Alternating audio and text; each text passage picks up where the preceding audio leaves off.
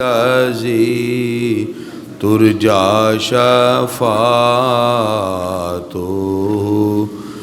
لکل حول من الاحوال مقتحم مولایا صلی وسلم دائما ابدا علی حبیبک خیر الخلق کلہم۔ بسم اللہ الرحمن الرحیم۔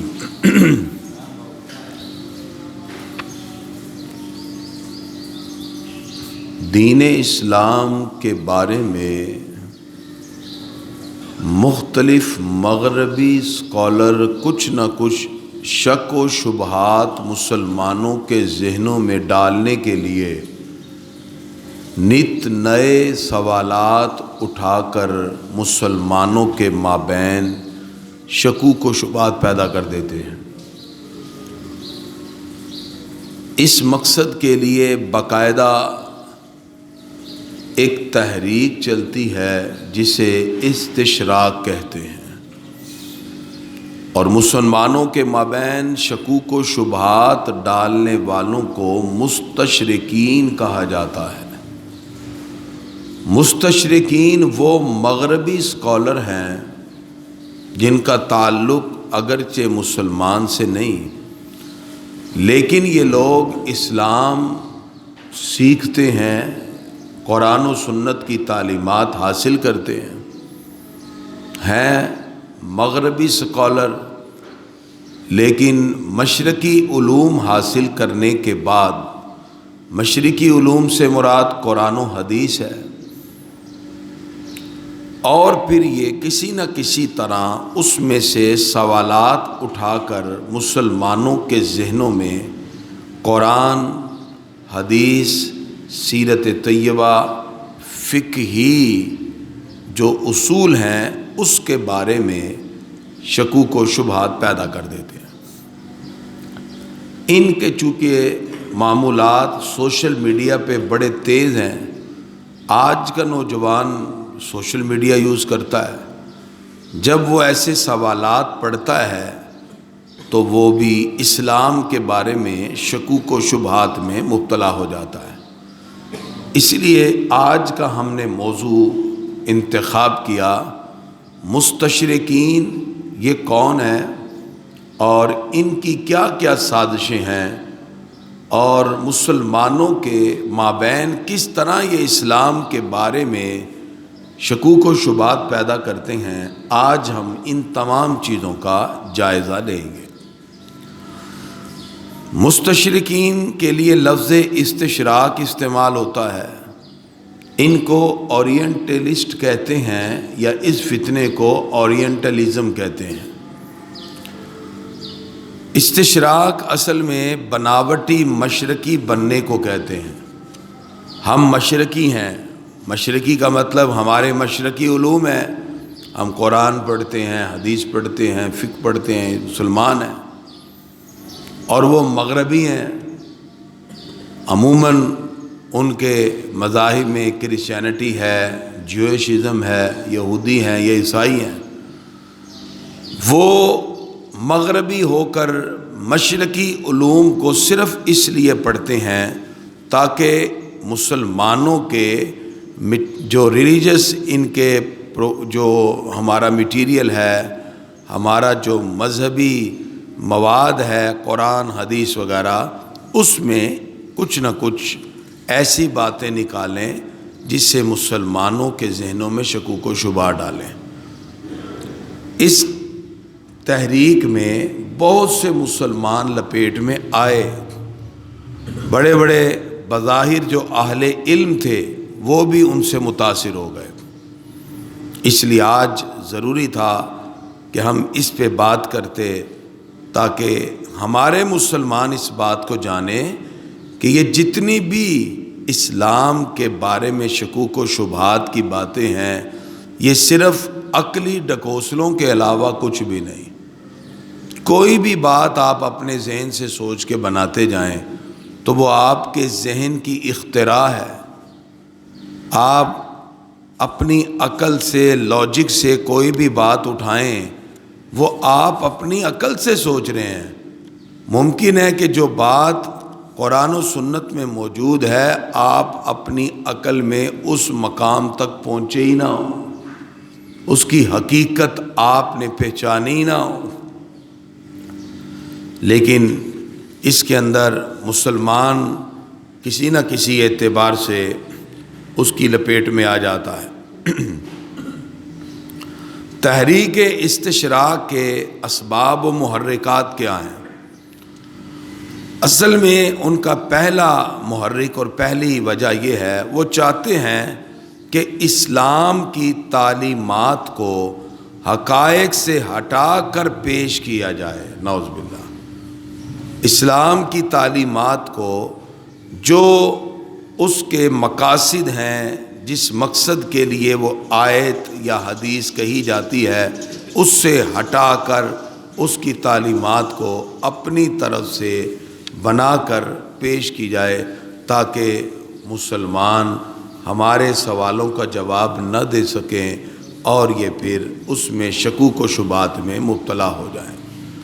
حالانکہ اس کے بے شمار دلائل موجود ہیں، اور یہ بات چونکہ ہم مسلمان ہونے کے ناطے دلیل سے کہتے ہیں کہ قرآن و سنت کا ہر حکم اس کے پیچھے کوئی حکمت پوشیدہ ہے، کوئی راز پوشیدہ ہے. لہذا دین اور عقائد میں تشکیک پیدا کرنا یہ استشراق کی تحریک کا اہم ترین مقصد ہے، تاکہ مسلمان اسلام کے بارے میں تشکیک میں، شک و شبہ میں، ڈاؤٹ میں مبتلا ہو جائے. گرامی حضرات، اس حوالے سے سب سے پہلے ہم بات کرتے ہیں قرآن پر. قرآن مجید پر نول ڈیکے نے، یہ ایک جرمن مستشرق ہے، اس نے تاریخ قرآن پر پی ایچ ڈی کی اور اس نے دا ہسٹری آف دا قرآن کے نام سے کتاب لکھی، اور اس کے اندر پھر اس نے مختلف قرآن کے بارے میں سوالات اٹھائے، اور نعوذ باللہ اس نے یہ ثابت کرنے کی کوشش کی کہ قرآن مجید پیغمبر اسلام صلی اللہ تعالی علیہ وسلم کی ذاتی تصنیف ہے، یہ وحی نہیں. اور اس میں اس نے سوالات اٹھائے اور اس نے کہا یہ ایک شاعرانہ انداز ہے. آئیے میں آج آپ کے سامنے اس کا ایک اعتراض اور پھر میں اس کا جواب پیش کرتا ہوں. اس کے جواب کوئی سالڈ نہیں ہے، یا جو اس نے سوالات اٹھائے، مثلاً وہ قرآن کی سورہ یوسف پر ایک اعتراض کرتا ہے. وہ کہتا ہے جی قرآن مجید میں موجود ہے کہ یہ خواب آیا مصر کے بادشاہ کو کہ 7 موٹی گائیں 7 پتلی گائیں کو کھا رہی ہیں، جس کی تعبیر یوسف علیہ السلام نے بتائی کہ 7 سال تک خوب بارش ہوگی اور غلہ بھی اگے گا.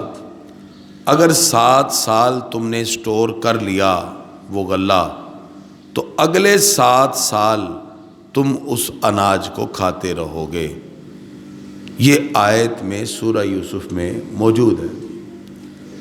اس پر وہ جغرافیائی طور پر بات کرتا ہے.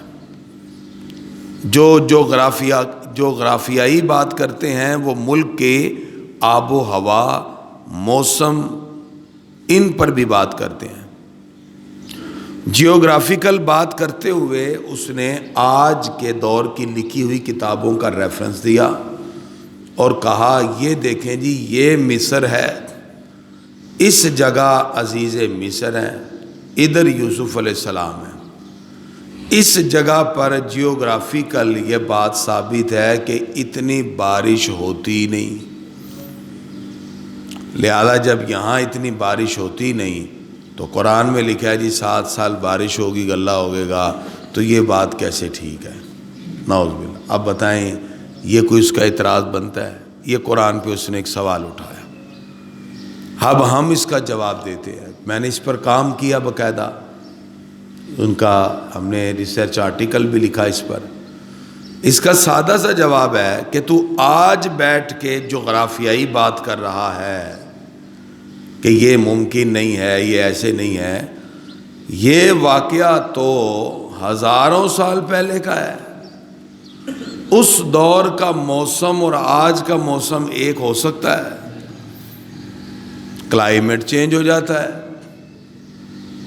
آپ آج سے تقریباً صرف 50 سال پہلے کی بات دیکھ لیں، لوگ اپریل میں بھی رضائی لے کے سوتے تھے، اپریل میں بھی۔ تو اب مارچ میں رضائیاں چھوڑی ہوئی ہیں، تو 50 سال میں اگر اتنا کلائمیٹ چینج ہو گیا تو ہزاروں سال پہلے کتنا چینج ہو گیا ہوگا؟ ٹھیک ہے؟ اس طرح کے سوالات اٹھا کر قرآن کے بارے میں شکوک و شبہات ڈالے جاتے ہیں، اور اسی وجہ سے آپ یہ سنیں گے تو حیران ہوں گے، بڑے بڑے جو بظاہر دانشور تھے وہ بھی اس کے اور مستشرقین کے اعتراضات کی لپیٹ میں آ گئے، جیسے سر سید احمد خان جیسے، انہوں نے بھی قرآن کے بہت سے معجزات کا انکار کر دیا۔ اب بظاہر اس کا ایک نام ہے تاریخ اسلام میں اور قیام پاکستان میں، خدمات تو ہیں۔ مستشرقین کے جو اعتراضات اور سوالات اٹھے اس سے سر سید بھی متاثر ہو گیا، اور ایک پہلو یہ تھا کہ انہوں نے قرآن کی تفسیر لکھتے ہوئے جہاں نبیوں کے معجزات کی بات آئی وہاں اپنی طرف سے تعویل کر دی۔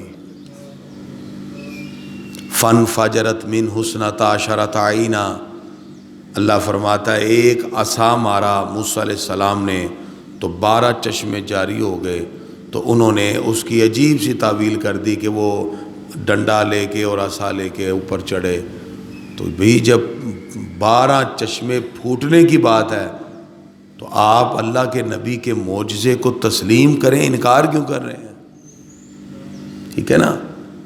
تو اس طرح ایک باقاعدہ طور پر ان کے اس کام کی وجہ سے بہت سے لوگ گمراہ ہوئے۔ آج چونکہ بڑی تیزی کے ساتھ وہ ہمارے قریب ہو گئے میڈیا کی وجہ سے، تو میڈیا کی وجہ سے انہوں نے طرح طرح کے سوالات اٹھائے اور مسلمانوں کے ذہنوں میں شکوک و شبہات پیدا کیے۔ آج میں نے اس لیے اس موضوع کا انتخاب کیا تاکہ آپ کے ذہن میں یہ بات بیٹھے کہ ان کے سوالات سوائے عقلی ڈکوسلوں کے کچھ نہیں ہیں۔ اس کی بیک پر جائیں تو اس کی حقیقت جب آپ دیکھتے ہیں تو آپ کے ذہن میں اسلام کی عظمت اور اس کی خوبیاں اور نکھر کے آ جاتی ہیں۔ بعض ایسے مستشرقین بھی ہیں جو غیر مسلم ہو کر قرآن اور حدیث میں اس لیے گھسے، انہوں نے مطالعہ اس لیے شروع کیا کہ تاکہ قرآن سے حدیث سے کچھ نہ کچھ غلطیاں نکالیں اور پھر اس مسٹیکس کو ہم مسلمانوں میں پھیلائیں۔ لیکن جب وہ قرآن و حدیث کے مطالعہ کے اندر گم ہوئے، کلمہ پڑھ کے مسلمان ہو گئے۔ ایسے مستشرقین بھی تھے، کیونکہ قرآن اپنی عظمت دکھاتا ہے، حدیث اپنی عظمت دکھاتا ہے۔ اس میں ایک طرف تو قرآن مجید کے حوالے سے، دوسری طرف حدیث اور سیرت پر اعتراض کرنے والے ابن وراق جیسے، ڈی کارٹ جیسے، اس پر ہم نے ایم فل لیول پہ کام کیا تھا۔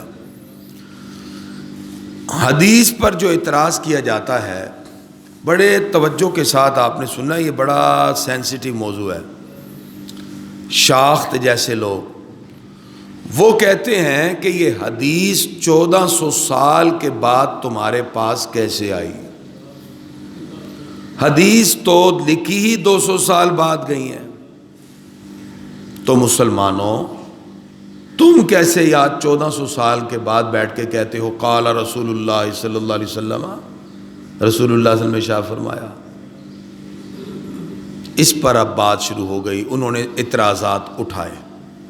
اب توجہ میں آپ کی چاہوں گا، اللہ تعالیٰ نے جس طرح قرآن مجید فرقان حمید عطا کیا، جس راستے سے ہمیں قرآن ملا ہے اسی راستے سے ہمیں حدیث ملی ہے۔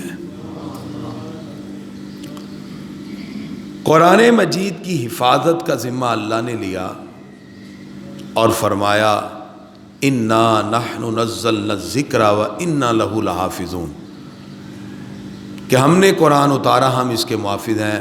سارے مستشرق بھی مل جائیں، جتنا مرضی شور مچا لیں، ان کی مذہبی کتاب بائبل کے تو ورژن ہو سکتے ہیں، قرآن پوری دنیا میں ورژن تو دور کی بات، زیر زبر میں بھی فرق نہیں ہے۔ لاہور میں بھی قل هو اللہ احد ہے، کراچی میں بھی قل هو اللہ احد ہے، آسٹریلیا میں بھی قل هو اللہ احد ہے، پوری دنیا میں ایک ہی قرآن ہے، لہذا اس میں کوئی چینجنگ ہے ہی نہیں، اور کوئی کر ہی نہیں سکتا، کیونکہ یہ کلام کس کا ہے؟ اللہ تعالیٰ کا، حفاظت بھی اللہ نے رکھی۔ ایسے ہی حدیث، حضور اکرم صلی اللہ علیہ وسلم کے دور سے ہی حدیثوں کو لکھا جانے لگا، حدیث کو لکھا جانے لگا۔ اس حوالے سے نبی کریم صلی اللہ تعالی علیہ وسلم کے صحابی تھے حضرت عبداللہ بن عمرو بن عاص رضی اللہ عنہ، جو ہر بات لکھ لیتے تھے، ہر بات لکھ۔ صحابہ نے دیکھا، کہا بھی ہر بات نہ لکھا کرو، کبھی سرکار ناراض بھی ہوتے ہیں، کبھی غصے میں، کبھی راضی۔ انہوں نے لکھنا چھوڑ دیا۔ آپ صلی اللہ علیہ وسلم نے آبزرو کیا، پوچھا عبداللہ لکھتے کیوں نہیں؟ کہا جی یہ لوگ کہتے ہیں آپ کبھی غصے میں کبھی ناراض۔ سرکار نے اشارہ کر کے کہا اکتبو، لکھو، اس منہ سے حق کے سوا کچھ نہیں نکلتا۔ اللہ نے ان کی تصدیق میں قرآن کی آیت اتاری، وما ینطق عن الہوی ان ہوا الا وحی یوحی، فرمایا یہ اپنی مرضی سے نہیں بولتے، یہ وہی کلام کرتے ہیں جو اللہ وحی کی صورت میں عطا فرماتا۔ کون کہتا ہے کہ حضور صلی اللہ علیہ وسلم کے دور میں نہیں لکھا گیا؟ آپ صلی اللہ علیہ وسلم کے دور میں حدیث کو محفوظ کرنے کے 3 طریقے تھے۔ کتنے جی؟ 3۔ نمبر 1 حفظ، یاد کرنا۔ صحابہ ایک ایک حدیث کو 40 بار دہرا دیتے تھے۔ ایک طریقہ کیا تھا؟ حفظ کا، یاد کرنا۔ دوسرا سورس تھا کتابت، لکھ لینا۔ تیسرا سورس تھا تعامل الناس، ہر صحابی سرکار کی ایک ایک حدیث پہ عمل کرنے والا تھا، ممکن ہی نہیں تھا کہ کوئی ایک حدیث بھی مس ہوتی۔ حضرت عبداللہ بن عمر فاروق اعظم کے بیٹے، حضور صلی اللہ علیہ وسلم کے وصال کے کئی سال بعد عمرہ کرنے کے لیے جب اونٹ پہ بیٹھ کے جا رہے تھے قافلے کے ساتھ، ایک جگہ سر جھکا کے ایسے پھر گزرے، جیسے سواری وہاں آئی انہوں نے سر ایسے جھکایا، پھر سر اوپر کر لیا۔ لوگوں نے کہا کہ خیریت ہے عبداللہ بن عمر سے کہ آپ سواری پہ سیدھے بیٹھے ہوئے تھے، آپ اچانک ایسے ہو گئے، ایسے ہو گئے۔ فرمایا جب میں حضور صلی اللہ علیہ وسلم کے ساتھ عمرہ کرنے آیا تھا تو سرکار یہاں سے گزرے تو یہاں ایک درخت کی شاخیں لٹکی ہوئی تھی، حضور صلی اللہ علیہ وسلم شاخوں کی وجہ سے جھک گئے، پھر ایسے سیدھے ہو گئے۔ اگرچہ اب وہ لوگوں نے درخت کاٹ دیا ہے، لیکن میں اپنے آقا کی اس ادا کو بھی پورا کرنا چاہتا ہوں۔ جنہوں نے اتنا بھی عمل نہیں چھوڑا وہ حدیث کو کہاں چھوڑ سکتے تھے؟ تو بات سمجھ آ گئی، حدیث یاد بھی تھی، لکھی بھی گئیں اور عمل میں بھی تھی۔ تو حضور صلی اللہ علیہ وسلم کا دور اور دور صحابہ پہلا دور ہے حدیث کا، جو 98 پہ ختم ہوتا ہے، اس میں حضور صلی اللہ علیہ وسلم نے سرکاری سطح پر بھی لکھوایا اور صحابہ نے نجی سطح پر بھی حدیثیں لکھی۔ سرکاری سطح پہ کیا کیا لکھوایا؟ میرے پاس حضور صلی اللہ علیہ وسلم کے 63 معاہدات ہیں جو سرکار نے کئی قبیلوں اور کئی غیر مسلموں سے کیے، میرے پاس موجود ہے 63 آپ میں کوئی دیکھنا چاہے تو دیکھ سکتا ہے۔ وہ سارے کس طرح تھے؟ لکھے ہوئے۔ حدیثیں بنی کہ نہیں بنی؟ تو حدیثیں تو لکھی ہوئی تھی۔ نبی کریم صلی اللہ تعالی وسلم کے دور میں آپ نے کتاب تیار کروائی جس کا نام تھا کتاب الصدقہ، جس میں زکوٰۃ اور صدقے کے احکام لکھے ہوئے موجود تھے۔ حضور صلی اللہ علیہ وسلم نے بادشاہوں کے نام جو خطوط لکھے وہ زبانی کلامی تھے کہ لکھے ہوئے؟ لکھے ہوئے، تو حدیثیں تو لکھی گئیں۔ حضور صلی اللہ علیہ وسلم کے دور میں جو میثاق مدینہ ہوا وہ زبانی کلامی ہوا یا لکھا ہوا؟ لکھا ہوا، تو وہ بھی حدیث ہے۔ صلح حدیبیہ زبانی کلامی تھا کہ لکھا ہوا؟ لکھا ہوا، وہ بھی لکھا تھا۔ حضرت عبداللہ بن عمر بن عاص ان کا کتاب، ان کا جو کتاب تھا وہ نام تھا صحیفہ صادقہ، وہ بھی کیا تھا؟ لکھا ہوا۔ حضرت مولا علی کا صحیفہ علی لکھا ہوا۔ خلفائے راشدین کا حضرت جابر بن عبداللہ کی کتاب تھی۔ پھر حضرت ابو ہریرہ رضی اللہ عنہ کا صحیفہ آپ نے اپنے شاگرد حمام بن منبہ کو لکھایا۔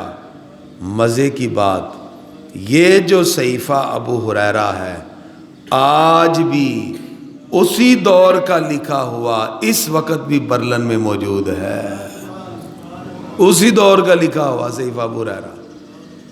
تو مستشرقین کو ہم کیا جواب دیں گے؟ آپ کہتے ہیں کہ حدیثیں 200 سال بعد لکھی گئیں، حدیث تو سرکار کے دور میں لکھی گئیں۔ ٹھیک ہو گیا جی، یہ تو ہے 98 ہجری تک۔ 99 ہجری میں آئے حضرت عمر بن عبدالعزیز، ان کے آتے ہی دین کی بہاریں آ گئیں، حدیث کی بہاریں۔ آپ نے گورنمنٹ کی سطح پہ حدیثیں لکھوائیں۔ آپ کے دور میں موطا امام مالک لکھی گئی۔ حضرت عمر بن عبدالعزیز کے دور شروع ہوتا ہے، یہ جا کے ختم ہوتا ہے 200 ہجری پر۔ 200 ہجری کے درمیان موطا لکھی گئی، امام اعظم ابو حنیفہ کی کتاب الاسحار لکھی گئی، امام سفیان زہری کی الجامع لکھی گئی، امام محمد کی کتاب الحج لکھی گئی۔ یہ ساری کتابیں تو لکھی گئیں۔ اور اس دوسرے دور میں فقہ حنفی کی تدوین لکھ کر ہوئی۔ اس طرح سرکار کی حدیثیں بھی محفوظ ہوئیں اور دینی مسائل بھی لکھ کے محفوظ کر لیے۔ پھر 200 ہجری کے بعد محدثین کا دور آیا۔ یہ جملہ غور سے سنیے گا، 200 ہجری کے بعد اب جو بھی حدیث بیان کرتا ہے اس کی سند بھی بیان کرتا ہے۔ اب حضور صلی اللہ تعالی علیہ وسلم کی حدیث 3 یا 4 واسطوں سے بیان ہونا شروع ہو گئی، اور ہر راوی کہنے لگا قال حدثنا ابن قتیبہ وقال اخبرنا علقمہ وقال اخبرنا سعید بن المسیب وقال ابو ہریرہ قال النبی صلی اللہ تعالی علیہ وسلم۔ اب سند بن گئی، اب سند کے ساتھ حدیثیں بیان ہوئی، اور اس طرح پوری حدیث سند کے ساتھ ایک محدث نے اپنی کتاب میں لکھی۔ اس طرح پھر سیاہ ستہ بنی۔ سیاہ ستہ 6 کتابیں، جس میں سب سے پہلے صحیح بخاری، پھر صحیح مسلم، پھر جامع ترمذی، پھر سنن ابی داؤد، پھر سنن ابن ماجہ، اور پھر سنن نسائی۔ یہ 6 کتابیں مارد وجود میں آئیں، انہیں کہتے ہیں سیاہ ستہ، اور یہ کتابیں ساری کی ساری محفوظ ہوئیں، اور ان کتابوں میں حدیثیں سند کے ساتھ ہیں۔ اس کے بعد پھر آگے یہ سلسلہ چلتا گیا۔ آج بھی جب آپ باقاعدہ حدیث پڑھیں، حدیث یہ نہیں جا کے اردو بازار سے کتاب اٹھا لیں اور ترجمہ کرنا شروع ہو جائیں، حدیث کی سند ہوتی ہے۔ الحمدللہ میرے پاس بھی حدیث کی 5 سندیں موجود ہیں، اور آپ کو یہ فخر ہونا چاہیے، آپ جس سے پڑھ رہے ہیں، میری جو سند ہے 32 واسطوں کے بعد رسول اللہ صلی اللہ علیہ وسلم سے جا کے مل جاتی ہے، جو ہمیں ہمارے شیخ علامہ عبدالحکیم شرف قادری صاحب نے عطا کی۔ ایک تو یہ سند ہے، اور حدیث پھر سندوں کے ساتھ آئی ہیں۔ ایک وہ حدیث تھی جو حضور صلی اللہ علیہ وسلم نے مصافحہ کرتے ہوئے صحابی کو عطا فرمائی، صحابی نے تابعی کو مصافحہ کر کے عطا کی، تابعی نے تبع تابعی کو مصافحہ کر کے عطا کی، چلتے چلتے چلتے وہ حدیث مجھ تک بھی پہنچی۔ میرے شیخ نے مجھے مصافحہ کر کے حضور صلی اللہ علیہ وسلم کی اسی ادا کو اپنا کے وہ حدیث سنائی، اور میں نے عرض کیا انہوں نے لکھ کر مجھے اجازت بھی عطا فرمائی۔ تو حدیثیں تو سند کے ساتھ آئی ہیں۔ مستشرقین کیسے کہتے ہیں جی، آپ کہتے ہیں جی حدیثیں کیسے آپ کے پاس آئیں؟ آج بھی ہم جو حدیث پڑھتے ہیں اس کو سند کے ساتھ پڑھتے ہیں۔ ایک صاحب نے کہا کریمی صاحب سند بھی تو لوگ اپنی طور پہ بنا سکتے ہیں، سند نہیں بنا سکتے۔ کیوں؟ ہمارے پاس ایک ایسا علم ہے جو دنیا کے کسی مذہب کے پاس نہیں، اس کا نام ہے اسماء الرجال۔ اسماء الرجال، پہلے سب سے پہلے جب اس علم کو آغاز کیا تو جو راوی حضور صلی اللہ علیہ وسلم کی حدیث میں آ گیا 1.5 لاکھ لوگوں کی زندگی کو لکھ کو محفوظ کر لیا۔ پھر اگلے دور میں 3 لاکھ، ہمارے پاس اب تقریباً 6 لاکھ راویان حدیث کے حال لکھے ہوئے موجود ہیں۔ جو سرکار کی حدیث بیان کرتا ہے اس کی بچپن، لڑکپن، اساتذہ، تعلیم، کیوں؟ ہم اس میں جانتے ہیں کہ اس حدیث کا معیار کیا ہے۔ جو امت حدیث بیان کرنے والے راویوں کی زندگی کا ایک ایک دن چھان لے، وہ اپنے نبی کی حدیث جن کی بیان کر رہے ہیں ان کی زندگی پہ کتنی تحقیق کرتے ہوں گے۔ تو حدیثیں بھی ہمارے پاس، پھر حدیث کے معیار سمجھنے کے لیے علم الجرح و تعدیل، اس علم کا آغاز کیا۔